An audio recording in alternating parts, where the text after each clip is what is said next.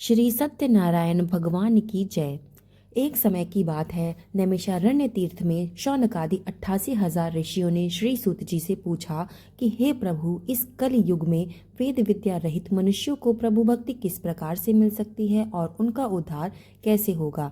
हे मुनि श्रेष्ठ, कोई ऐसा तप बताइए जिससे थोड़े समय में ही ये पुण्य मिल सके और मन वांछित फल मिल सके। इस प्रकार की कथा सुनने की इच्छा हम रखते हैं। सर्व शास्त्रों के ज्ञाता श्री सूत जी बोले कि हे वैष्णवों में पूज्य, आप सभी ने प्राणियों के हित में बहुत ही अच्छी बात पूछी है, इसलिए मैं ऐसे ही श्रेष्ठ व्रत को आप सब लोगों को बताऊंगा जिसे नारद जी ने लक्ष्मी नारायण जी से पूछा था और लक्ष्मीपति ने मुनि श्रेष्ठ नारद जी से जो कुछ भी कहा था, आप इसे ध्यानपूर्वक सुनिए। एक समय की बात है, योगी राज नारद जी दूसरों के हित की इच्छा के लिए अनेकों लोकों में घूमते हुए मृत्युलोक में जा पहुँचे, जहाँ उन्होंने अनेक योनियों में जन्मे प्रायः सभी मनुष्यों को अपने कर्मों के द्वारा अनेकों दुखों से पीड़ित होते हुए देखा। उनका दुख देखकर नारद जी सोचने लगे कि कैसा यत्न किया जाए जिसके करने से निश्चित रूप से मानव के दुखों का अंत हो जाए। इसी विचार पर मनन करते हुए वे विष्णु लोक में जा पहुंचे। वहां उन्होंने देवों के ईश नारायण की स्तुति की, जिनके हाथों में शंख, चक्र, गदा और पद्म थे, गले में वरमाला थी। स्तुति करते हुए नारद जी कहने लगे कि हे भगवान, आप अनन्य शक्ति से संपन्न हैं। मन तथा वाणी भी आपको पा नहीं सकती। आपका आदि, मध्य तथा अंत नहीं है। निर्गुण स्वरूप, सृष्टि के कारक, भक्तों के दुख को दूर करने वाले हैं। आपको मेरा नमस्कार है। नारद जी की स्तुति सुनकर भगवान विष्णु कहने लगे कि हे मुनि श्रेष्ठ, आपके मन में क्या बात है? आप किस काम के लिए यहाँ पर पधारे हुए हैं, उसे निसंकोच कहिए। इस पर नारद मुनि कहने लगे कि मृत्युलोक में अनेकों योनियों में जन्मे मनुष्य अपने कर्मों द्वारा अनेकों दुख भोग कर दुखी हो रहे हैं। अतः हे नाथ, आप मुझ पर दया करते हैं तो आप मुझे बताएं कि मनुष्य थोड़े ही प्रयास से कैसे अपने दुखों से छुटकारा पा सकते हैं। तब श्री हरि विष्णु जी कहने लगे कि हे नारद, मनुष्यों की भलाई करने के लिए तुमने बहुत ही उत्तम प्रश्न पूछा है, जिसको करने से मनुष्य मोह से छूट जाता है। वो बात मैं तुमसे बताता हूँ, सुनो। स्वर्ग लोक व मृत्यु लोक दोनों में एक दुर्लभ उत्तम व्रत है जो पुण्य देने वाला है। आज प्रेमवश होकर मैं तुम्हें उससे बताता हूँ। श्री सत्यनारायण भगवान का ये व्रत अच्छी तरह विधि विधान पूर्वक करके मनुष्य तुरंत ही यहाँ सुख भोग कर मरने के बाद मोक्ष प्राप्त करता है। श्री हरि विष्णु के ये वचन सुनकर नारद जी कहने लगे कि उस व्रत का क्या फल है और उसका क्या विधान है। ये व्रत सबसे पहले किसने किया था? इस व्रत को किस दिन करना चाहिए? सभी बातें मुझे विस्तार पूर्वक बताएं। नारद जी की बात सुनकर श्री हरि विष्णु जी कहने लगे कि दुख व शोक को दूर करने वाला, ये सभी स्थानों पर विजय दिलाने वाला व्रत है। मानव को भक्ति व श्रद्धा के साथ शाम को श्री सत्यनारायण की पूजा धर्मपरायण होकर ब्राह्मण व बंधुओं के साथ करनी चाहिए। भक्ति भाव से ही नैवेद्य, केले के फल, घी, दूध और गेहूं का आटा सवाया लें। गेहूं के स्थान पर साठी का आटा ले सकते हैं। शक्कर तथा गुड़ लेकर सभी भक्षण योग्य पदार्थों को मिलाकर भगवान का भोग लगाएं। ब्राह्मणों सहित बंधु बांधुओं को भी भोजन कराएं। उसके बाद स्वयं भोजन करें। भजन कीर्तन के साथ भगवान की भक्ति में लीन हो जाएं। इस तरह से सत्यनारायण भगवान का ये व्रत करने पर मनुष्य की सारी इच्छाएं निश्चित रूप से ही पूरी होती हैं। इस कलिकाल अर्थात कल युग में मृत्युलोक में मोक्ष का यही एक सरल उपाय बताया गया है। यहीं पे सत्यनारायण कथा का प्रथम अध्याय समाप्त होता है। अब सुनते हैं श्री सत्यनारायण कथा का दूसरा अध्याय। सूत जी बोले कि हे ऋषियों, जिसने पहले समय में इस व्रत को किया था उसका इतिहास मैं तुमसे कहता हूँ, ध्यानपूर्वक सुनो। सुंदर काशीपुरी नगरी में एक अत्यंत निर्धन ब्राह्मण रहता था। भूख प्यास से परेशान वो धरती पर घूमता रहता था। ब्राह्मणों से प्रेम करने वाले भगवान ने एक दिन ब्राह्मण का वेश धरकर उसके पास जाकर पूछा कि हे विप्र, नित्य दुखी होकर तुम पृथ्वी पर क्यों घूमते रहते हो? दीन ब्राह्मण कहने लगा कि मैं निर्धन हूँ, भिक्षा के लिए धरती पर घूमता हूँ। हे भगवान, यदि आप इसका कोई उपाय जानते हो तो मुझे बताएं। वृद्ध ब्राह्मण कहता है कि सत्यनारायण भगवान मनोवांछित फल देने वाले हैं, इसलिए तुम उनका पूजन करो। इसको करने से मनुष्य सभी दुखों से मुक्त हो जाता है। वृद्ध ब्राह्मण बनकर आए सत्यनारायण भगवान उस निर्धन ब्राह्मण को व्रत का सारा विधान बताकर अंतर्ध्यान हो गए। ब्राह्मण मन ही मन में सोचने लगा कि जिस व्रत को वृद्ध ब्राह्मण करने को कह गया है मैं उसे जरूर ही करूंगा। ये निश्चय करने के बाद उसको रातों में नींद नहीं आई। वो सवेरे उठकर सत्यनारायण भगवान के व्रत को करने का निश्चय कर भिक्षा मांगने को चला गया। उस दिन निर्धन को भिक्षा मांगने पर बहुत ज्यादा धन मिला, जिससे उसने बंधु बांधवों के साथ मिलकर श्री सत्यनारायण भगवान का व्रत संपन्न किया। भगवान सत्यनारायण के व्रत संपन्न करने के बाद वो निर्धन ब्राह्मण सभी दुखों से छूट गया और अनेक प्रकार की संपत्तियों से युक्त हो गया। उसी समय से ये ब्राह्मण हर माह ये व्रत करने लगा। इस तरह से सत्यनारायण भगवान के व्रत को जो भी मनुष्य करता है वो सभी प्रकार के पापों को से छूटकर मोक्ष को प्राप्त होता है। जो मनुष्य इस व्रत को करेगा वो सभी दुखों से भी मुक्त हो जाएगा। सूत जी बोले कि इस तरह से नारद जी से नारायण जी का कहा हुआ श्री सत्यनारायण व्रत मैंने तुमसे कहा। हे विप्रो, अब मैं और क्या कहूँ। तो ऋषि बोले कि हे मुनिवर, संसार में उस विप्र से सुनकर किस किसने इस व्रत को किया ये सब भी हम सुनना चाहते हैं, इसलिए हमारा मन में श्रद्धा का भाव है। श्री सूत जी कहने लगे कि हे मुनियों, जिसने इस व्रत को किया है वो सब सुनो। एक समय वही विप्र धन व ऐश्वर्य के अनुसार अपने बंधु बांधवों के साथ इस व्रत को करने के लिए तैयार हुआ। उसी समय एक लकड़ी बेचने वाला बूढ़ा आदमी आया और लकड़ियां बाहर रखकर अंदर ब्राह्मण के घर गया। प्यास से दुखी वो लकड़हारा उसको व्रत करते देख विप्र को नमस्कार करके पूछने लगा कि आप ये क्या कर रहे हैं। तो उसने बताया कि मैं ये सत्यनारायण का व्रत कर रहा हूँ तथा इसको करने से क्या फल मिलेगा, कृपा मुझे ये भी बताएं। तो ब्राह्मण कहने लगा कि ये व्रत करने से सभी मनोकामनाओं की पूर्ति हो जाएगी। ये भगवान सत्यनारायण का व्रत है, इनकी कृपा से ही मेरे घर में धन धान्य आदि की वृद्धि हुई है। विप्र से सत्यनारायण के व्रत के बारे में जानकर लकड़हारा बहुत प्रसन्न हुआ। चरणामृत लेकर और प्रसाद खाने के बाद वो अपने घर को गया। लकड़हारे ने अपने मन में ये संकल्प लिया कि आज लकड़ी बेचने से जो भी धन उसको मिलेगा उसी से वो सत्यनारायण भगवान का एक उत्तम व्रत करेगा। मन ही मन में उसने ये विचार किया और ये विचार करके बूढ़ा आदमी सिर पर लकड़ियां रखकर उस नगर में बेचने के लिए गया जहाँ पे बहुत ज्यादा धनी लोग रहते थे। उस नगर में उसने अपनी लकड़ियों के दाम पहले से 4 गुना अधिक पाए। बूढ़ा आदमी प्रसन्नता के साथ दाम लेकर केले, शक्कर, घी, दूध, दही, गेहूं का आटा और सत्यनारायण भगवान के व्रत की अन्य सामग्रियां लेकर अपने घर गया। वहां उसने अपने बंधु बांधवों को बुलाकर विधि विधान पूर्वक सत्यनारायण भगवान का पूजन और व्रत किया। इस व्रत के प्रभाव से वो बूढ़ा लकड़हारा धन, पुत्र आदि से युक्त होकर संसार के समस्त भोग को भोग कर अंत में वैकुंठ धाम को चला गया। श्री सत्यनारायण व्रत कथा का दूसरा अध्याय भी समाप्त हुआ। बोलो श्री सत्यनारायण भगवान की जय। चलिए सुनते हैं श्री सत्यनारायण व्रत कथा का तीसरा अध्याय। सूत जी बोले कि हे श्रेष्ठ मुनियों, अब मैं तुमसे आगे की कथा कहता हूँ। पहले समय में उल्का मुख नाम का एक बुद्धिमान राजा हुआ करता था। वो सत्यवक्ता और जितेंद्रिय था। प्रतिदिन देव स्थानों पर वो जाता था और निर्धन ब्राह्मणों को धन देकर वो उनके कष्ट दूर करता था। उनकी पत्नी कमल के समान मुख वाली तथा सती साध्वी थी। भद्रशिला नदी के तट पर उन दोनों ने सत्यनारायण भगवान के व्रत को किया और इसी समय साधु नाम का एक वैश्य आया। उसके पास व्यापार करने के लिए बहुत सारा धन भी था। राजा को व्रत करते देख उसके मन में ये विचार आया कि ये क्या कर रहे हैं। तो इस विचार से वो पूछने लगा कि हे राजन, आप ये क्या कर रहे हैं। भक्ति भाव से पूर्ण होकर आप ये जो कुछ भी कर रहे हैं मैं भी इसको सुनने की इच्छा रखता हूँ, कृपया करके आप मुझे बताएं। तो राजा बोला कि हे साधु, अपने बंधु बांधवों के साथ पुत्र आदि की प्राप्ति की इच्छा रखने के लिए मैं महान सर्वशक्तिमान श्री सत्यनारायण भगवान का व्रत तथा पूजन कर रहा हूँ। राजा के वचन सुन साधु आदर से बोला कि हे राजन, मुझे इस व्रत का सारा विधान कहिए। मैं आपके कथा अनुसार इस व्रत को करूंगा, क्योंकि मेरी भी कोई संतान नहीं है, तो इस व्रत को करने से निश्चय रूप से मुझे संतान की प्राप्ति होगी।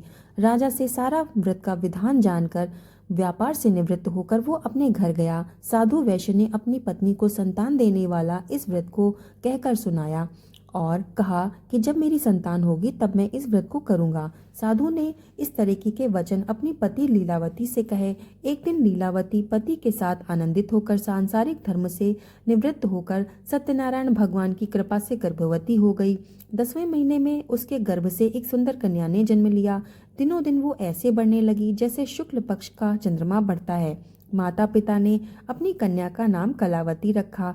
एक दिन लीलावती ने मीठे शब्दों में अपने पति को याद दिलाया कि आपने सत्यनारायण भगवान के जिस व्रत को करने का संकल्प लिया था उसको करने का समय आ गया है। आप इस व्रत को पूर्ण करिए। साधु बोला कि हे प्रिय, इस व्रत को मैं उसके विवाह करने के बाद करूंगा। इस प्रकार अपनी पत्नी को आश्वासन देकर वो अपने नगर की ओर चला गया। कलावती पिता के घर में रहकर वृद्धि को प्राप्त हो गई। साधु ने एक बार नगर में अपनी कन्या को सखियों के साथ देखा तो तुरंत ही अपने दूत को बुलाया और कहा कि मेरी कन्या के लिए सुंदर और योग्य वर ले आओ। साधु की बात मानकर दूत कंचन नगर पहुंचा और वहां देखभाल कर लड़की के योग्य वणिक पुत्र को ले आया। सुयोग्य लड़के को देख साधु ने बंधु बांधुओं को बुलाकर अपनी पुत्री का विवाह कर दिया। लेकिन दुर्भाग्य की बात यह है कि साधु ने अभी भी सत्यनारायण भगवान का व्रत नहीं किया था। इस पर भगवान क्रोधित हो गए और उन्होंने श्राप दे दिया और साधु को अत्यंत दुख मिलने लगे।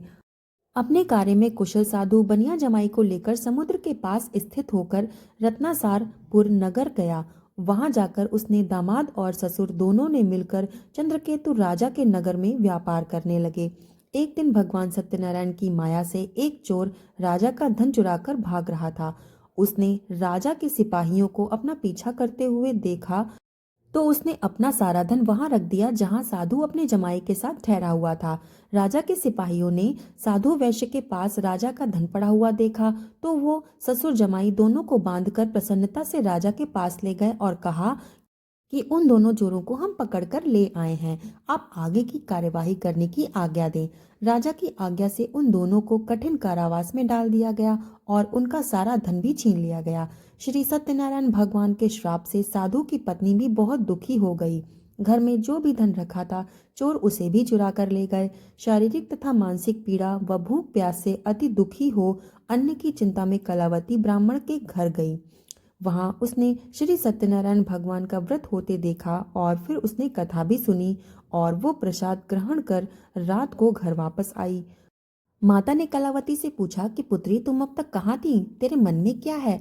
तो कलावती अपने माता से कहने लगी कि माता, मैं एक ब्राह्मण के घर पे श्री सत्यनारायण भगवान का व्रत होते देख रही थी। कन्या के वचन सुनकर लीलावती भगवान के पूजन की तैयारी करने लगी। लीलावती ने परिवार व बंधुओं सहित सत्यनारायण भगवान का पूजन किया और उन्होंने उससे वर मांगा कि मेरे पति तथा जमाई शीघ्र ही घर वापस आ जाएं। साथ ही ये प्रार्थना भी की कि हमसे जो भी अपराध हुए हैं उसे क्षमा करें। श्री सत्यनारायण भगवान इस व्रत से संतुष्ट हो गए और राजा चंद्रकेतु को सपने में दर्शन दिया और कहने लगे कि हे राजन, तुम उन दोनों वैश्य को छोड़ दो। तुमने उनका जो भी धन लिया है वो भी वापस कर दो। अगर तुमने ऐसा नहीं किया तो मैं तुम्हारा धन, साम्राज्य, संतान सभी नष्ट कर दूंगा। राजा को ये सब कह के भगवान अंतर्ध्यान हो गए। प्रातःकाल सभा में राजा ने अपना सपना सबको सुनाया। फिर वो बोले कि मणिक पुत्रों को कैद से मुक्त कराकर सभा में ले आयो। दोनों ने आते ही राजा को प्रणाम किया। राजा मीठी वाणी में बोला कि हे महानुभावों, भाग्यवश ऐसा कठिन दुख तुम्हें जो प्राप्त हुआ है उसके लिए अब तुम्हें कोई भी भय नहीं करना है। ऐसा कहकर राजा ने उन दोनों को नए वस्त्र, आभूषण आदि भी पहनाए और जितना धन उनसे लिया था उसका 2 गुना वापस करके दोनों को अपने अपने घर भेज दिया। यहीं पर श्री सत्यनारायण कथा का 3रा अध्याय भी समाप्त हुआ। बोलो श्री सत्यनारायण भगवान की जय। अब सुनते हैं सत्यनारायण कथा का 4था अध्याय। सूत जी बोले, वैश्य ने मंगलाचार कर अपनी यात्रा आरंभ की और अपने नगर की ओर चल दिए। उनके थोड़ी दूर जाने पर एक दंडी वेशधारी श्री सत्यनारायण ने उनसे पूछा कि हे साधु, तेरी नाव में क्या है? अभिवाणी वणिक हंसता हुआ बोला कि हे दंडी, आप क्यों पूछते हैं? क्या आपको धन लेने की इच्छा है? मेरी नाव में तो बेलपत्र भरे पड़े हैं। वैश्य के ये कठोर वचन सुनकर भगवान बोले कि तुम्हारा वचन सत्य हो। दंडी ऐसे वचन कहकर वहां से दूर चला गया। कुछ दूर जाकर समुद्र के किनारे वो बैठ गए। दंडी के जाने के बाद साधु वैश्य ने नित्य क्रिया के पश्चात नाव को ऊंची उठते देखकर अचंभा माना और नाव में बेलपत्र आदि भरे हुए देखकर वो मूर्छित होकर जमीन पर गिर पड़ा। मूर्छा खुलने पर वो अत्यंत शोक में डूब गया। तब उसका दामाद बोला कि आप शोक न मनाएं, ये सब उस दंडी के शाप का नतीजा है, इसलिए हमें उनकी शरण में ही जाना चाहिए, तभी हमारी मनोकामना पूरी होगी। दामाद की ये बात सुनकर वो दंडी के पास पहुंचा और अत्यंत भक्ति भाव से उसको नमस्कार करके कहने लगा कि मैंने आपसे जो असत्य और कठोर वचन कहे थे उसके लिए मुझे क्षमा कर दें। ऐसा कहकर वो महान शोकातुर होकर रोने लगा। तब दंडी भगवान बोले कि हे वणिक पुत्र, मेरी आज्ञा से बार बार तुम्हें दुख प्राप्त हो रहा है, तू मेरी पूजा से विमुख हुआ। साधु बोला कि हे भगवान, आपकी माया से ब्रह्मा आदि देवता भी आपके रूप को नहीं जानते, तो मैं तो अज्ञानी हूँ, मैं कैसे जान सकता हूँ। आप प्रसन्न हो जाइए, मैं अब अपने सामर्थ्य के अनुसार आपकी पूजा करूंगा, मेरी रक्षा करो और पहले के समान नौका में धन भर दो। साधु वैश्य के भक्तिपूर्वक वचन सुनकर भगवान प्रसन्न हो गए और उसकी इच्छानुसार वरदान देकर वहां से अंतर्ध्यान हो गए। ससुर जमाई जब अपनी नाव पर आए तो नाव धन से भरी हुई देखकर वो फिर अपने साथियों के साथ श्री सत्यनारायण भगवान का पूजन कर अपने नगर को चल दिए। जब नगर के नजदीक पहुंचे तो दूत को घर पर खबर करने के लिए उन्होंने भेज दिया। दूत साधु की पत्नी को प्रणाम करके कहता है कि मालिक अपने दामाद सहित नगर की निकट आ रहे हैं। दूत की बात सुनकर साधु की पत्नी लीलावती बड़े हर्ष के साथ सत्यनारायण भगवान का पूजन कर अपनी पुत्री कलावती से कहने लगी कि मैं अपने पति के दर्शन को जाती हूँ, तू कार्य पूर्ण करके शीघ्र ही आ जा। माता के ऐसे वचन सुनकर कलावती जल्दी में प्रसाद छोड़कर अपने पति के पास चली गई। प्रसाद की अवज्ञा के कारण श्री सत्यनारायण भगवान रुष्ट हो गए और नाव सहित उसकी पति को पानी में डुबो दिया। कलावती अपने पति को वहां न पाकर रोती हुई जमीन में गिर गई।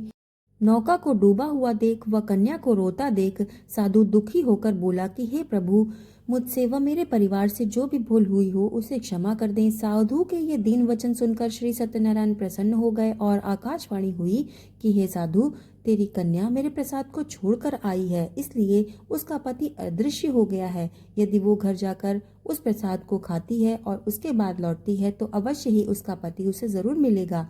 ऐसी आकाशवाणी सुनकर कलावती अपने घर पहुंचकर प्रसाद खाती है और वो फिर आकर अपने पति के दर्शन करती है। उसके बाद साधु अपने बंधु बांधवों सहित श्री सत्यनारायण भगवान का विधि विधान से पूजन करता है और वो इस लोक में सुख भोग कर अंत में स्वर्ग को जाता है।